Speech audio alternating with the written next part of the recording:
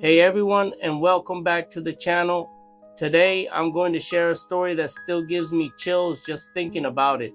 This happened to me and my brothers right here in California, up in a hunting area known as Zone D-6. It started like any other hunting trip.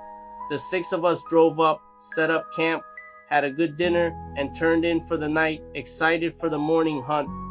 At about 5 a.m., we split up, each heading to a different part of the forest. I chose to go alone. After walking for a while, I stumbled upon something unexpected deep in the woods, what looked like an old, abandoned Indian village.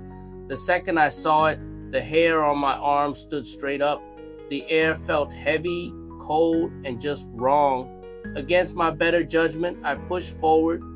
A little later, I saw a squirrel on a branch. I raised my rifle, took aim, and fired.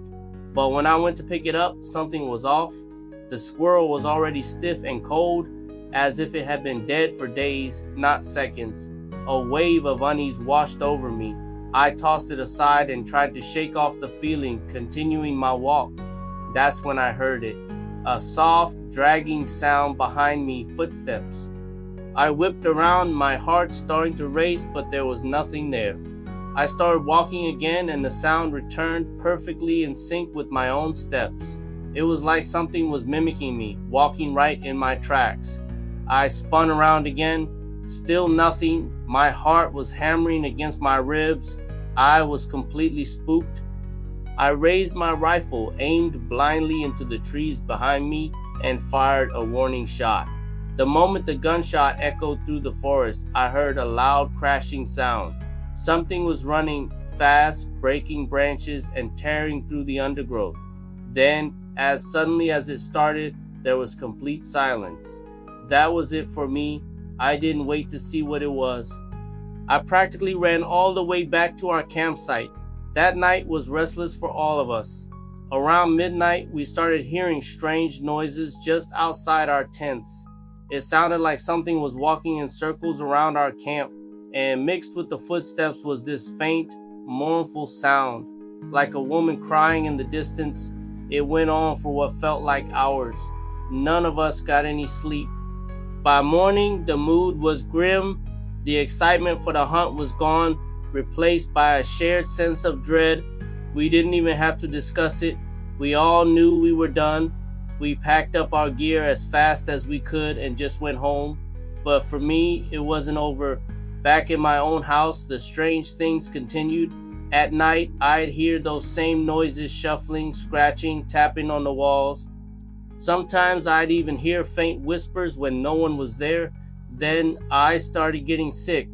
It was a deep, draining weakness that settled into my bones. I tried everything, doctors, medicine, herbal remedies, but nothing worked. I just kept getting weaker. Some people in my community suggested I see a spiritual healer, a lawm, up in Sacramento who was known to be very powerful. Feeling desperate, I gave him a call. I hadn't even started telling him my story yet. I just said I was feeling sick, and before I could say more, he asked me, "Did you go hunting recently? And did you see something you shouldn't have in the forest?" I was completely stunned. I told him yes, and he explained everything. He said that when I entered that old village, I had trespassed on sacred ground and disturbed the spirit of the land of forest guardian. My sickness wasn't physical, it was spiritual.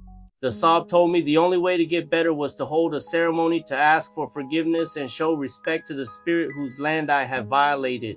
He laid out the instructions for a 3-day offering and healing ritual.